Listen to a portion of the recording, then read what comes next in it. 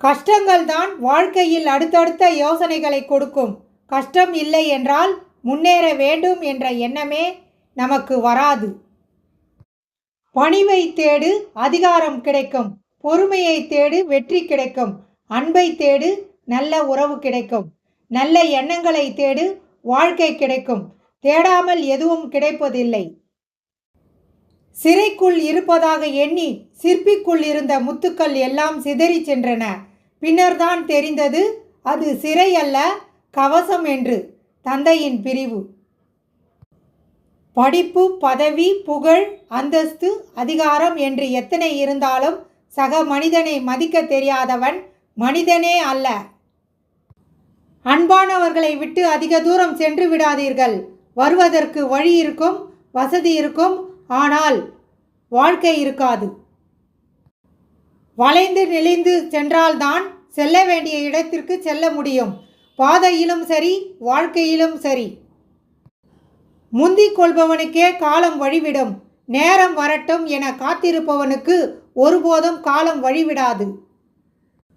பொறுத்து கொள்கிறார்கள், சகித்து கொள்கிறார்கள் என்பதற்காக அடுத்தடுத்த உதாசீனங்களால் ஒருவரை காயப்படுத்தாதீர்கள். கணக்கிட்டு வைக்கப்பட்டிருக்கும் உங்கள் உதாசீனங்கள் உங்களையே ஒரு நாள் தூக்கி எறிய வைத்திருக்கும். முயற்சி செய்து முந்திக் கொண்டவர்களுக்கு வாழ்க்கை வழிகாட்டும். அப்புறம் பார்த்து கொள்ளலாம், பிறகு செய்து கொள்ளலாம் என்று அலட்சியமாய் இருப்பவர்களுக்கு காலம் ஏமாற்றத்தை மட்டுமே தரும். பார்வை இல்லாதவனுக்கு முதலாக பார்வை வந்தால் தனக்கு கை கொடுத்த கைத்தடியைத்தான் முதலில் கைவிடுவான். இதுவே மனித இயல்பு. மனசு மறுத்து போறதுக்கு நோயும் மரணமும் தேவையில்லை. ஏமாற்றமும் சில நம்பிக்கை துரோகமும் போதும். துரோகிகள் பார்க்க நல்லவர்களாகத்தான் தெரிவார்கள். சிரித்து கொண்டே நம்மை சிதைத்து விடுவார்கள்.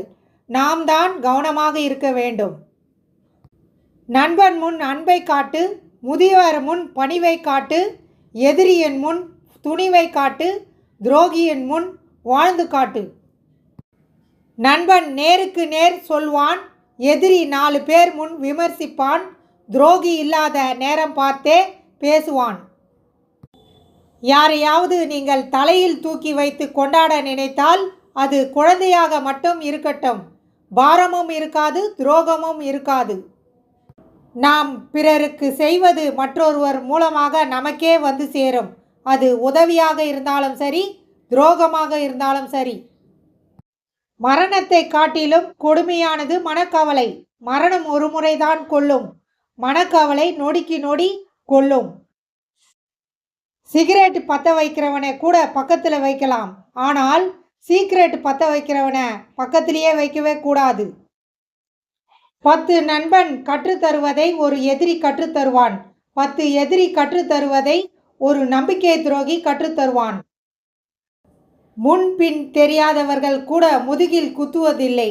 முகமறிந்த உறவுகள் தான் அதிகம் குத்துகிறார்கள்.